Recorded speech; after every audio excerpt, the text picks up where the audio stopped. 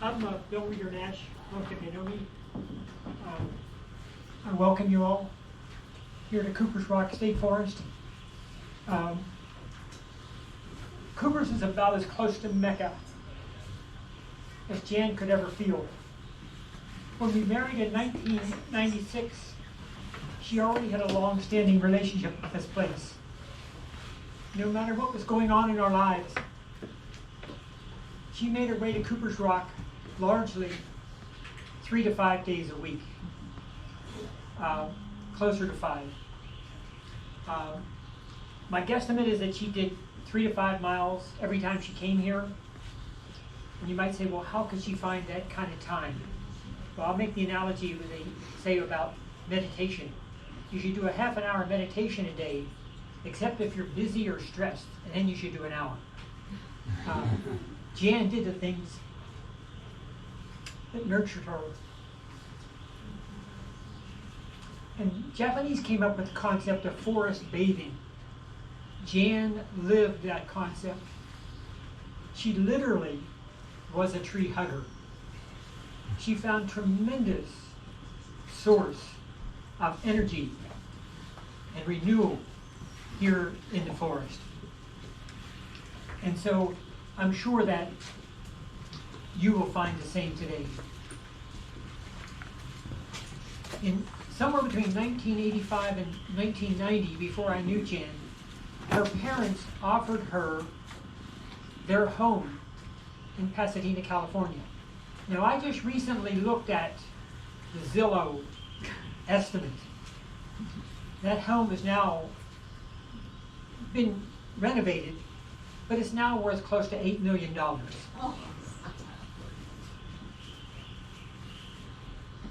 She said to her parents, "No, thank you. I live in West Virginia." And she would like to take our whole state and turn it into a state park. She had tremendous love for nature. She wanted to protect the deer, the wildlife, including even the rattlesnakes.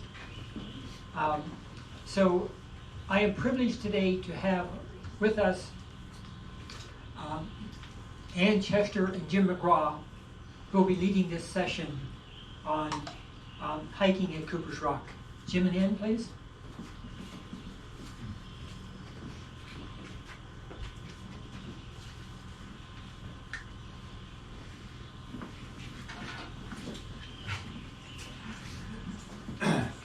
My better half has relegated me to do most of the speaking. I don't know why. She's very good at it. Welcome to the first installment of the celebration of Jan Reger-Nash.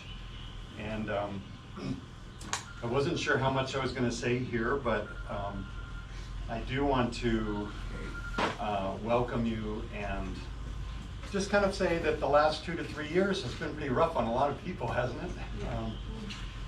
And I have to say, though I'm reluctant to do so, that Ann and I have been really fortunate during the pandemic. We've had an experience most people have not had through this past time. Even so, during the past 3 or 4 years, we've lost 3 of our 4 parents, all in their 90s. But in the last 3 months, we've lost 3 of our friends, and none more precious than Jan. So it's been tough, and honestly, if you are like me, you might find it challenging to celebrate. But in fact, Emily and Bill have invited us here to do exactly that. And so I'm going to try to provide some motivation, hopefully strong motivation for us to celebrate today. So all of this loss that I've experienced, and I'm going to make it a little personal here, has made me ponder the afterlife. Maybe you're doing the same thing. What remains behind when loved ones such as Jan leave us physically? We come to this set of questions from many varied backgrounds, and many of us pursue the answer along a religious path in hope that the promise, or maybe belief that the promise of an afterlife is perhaps as depicted in the books of wisdom passed down to us over thousands of years.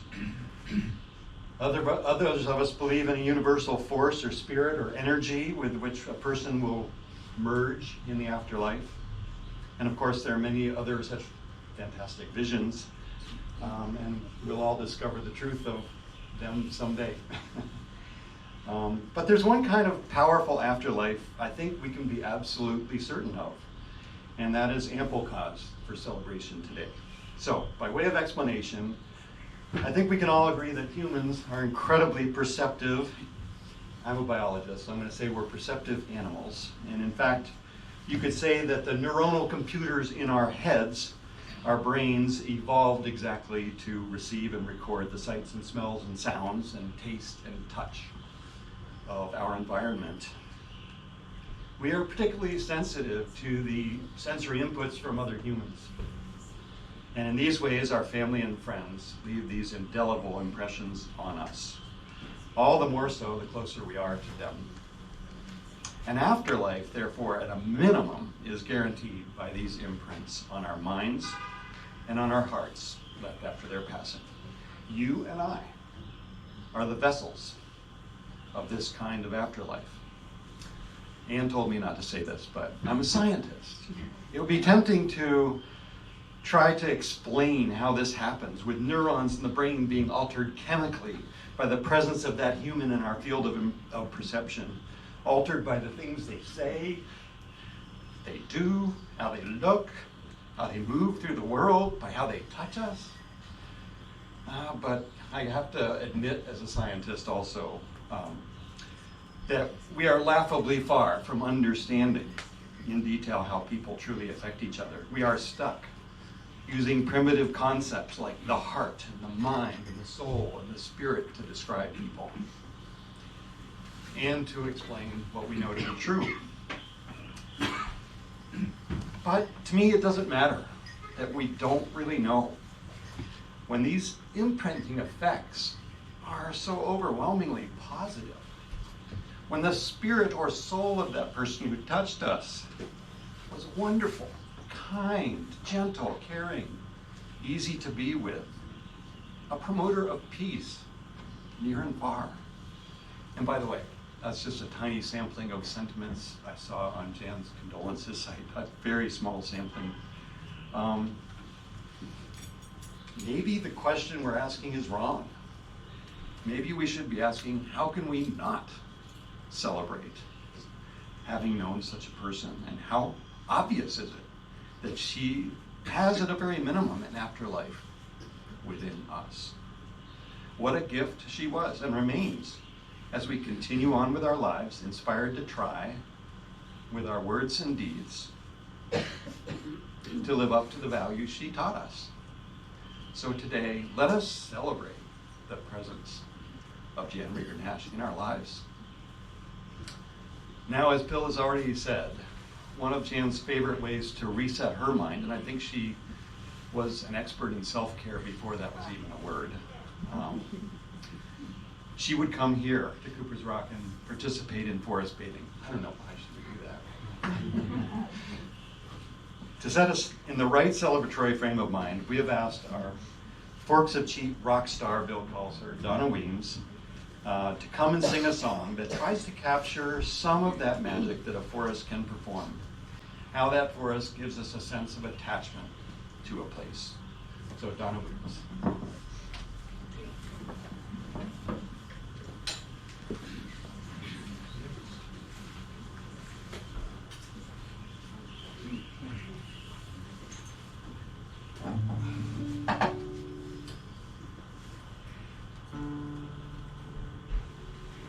I want to wake up in the morning where the rhododendrons grow, where the sun comes a-peeping into where I'm sleeping and the songbirds sing hello. I want to wander.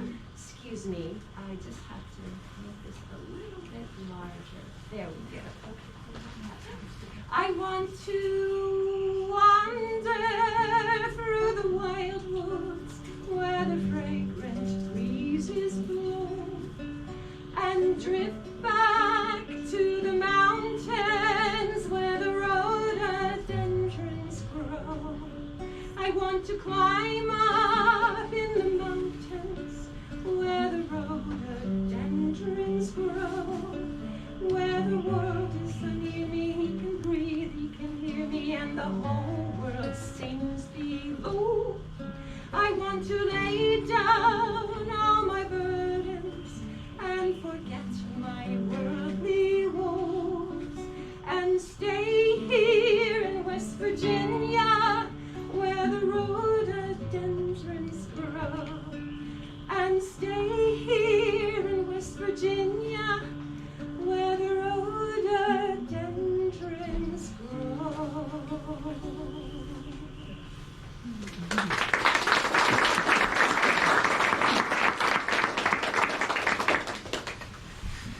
Thank you, Donna.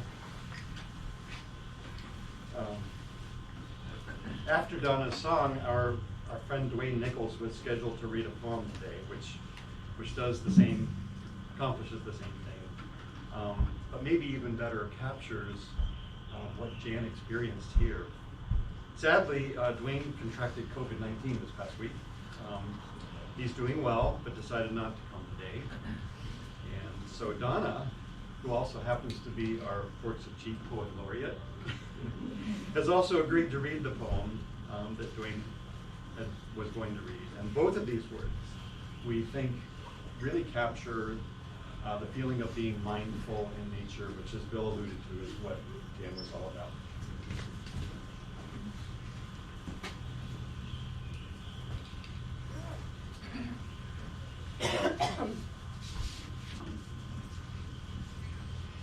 When I Am Among the Trees by Mary Oliver. When I am among the trees, especially the willows and the honey locust, equally the beech, the oaks, and the pines, they give off such hints of gladness. I would almost say that they save me, and daily. I am so distant from the hope of myself, in which I have goodness and discernment, and never hurry through the world, but walk slowly and bow often. Around me, the trees stir in their leaves and call out, "Stay a while." The light flows through their branches, and they call again. It's simple, they say. And you too have come into the world to do this, to go easy and be filled with light and to shine.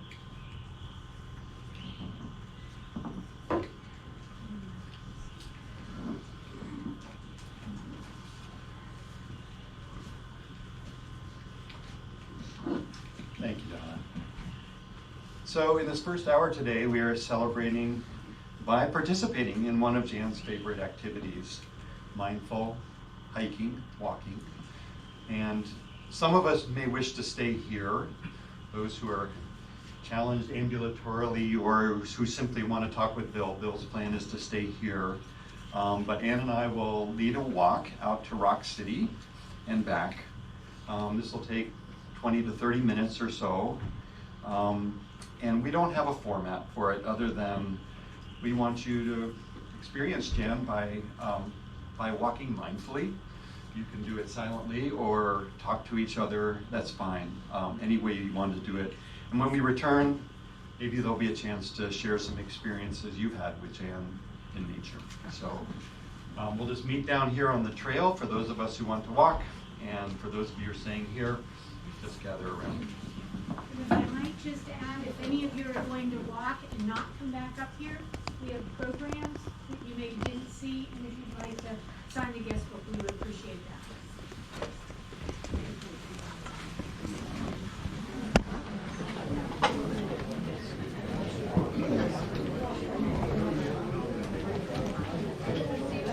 Oh, sorry, I didn't get out right away. That must be yours.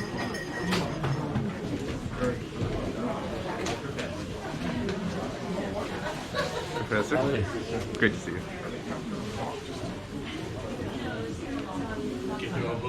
Unless I find it.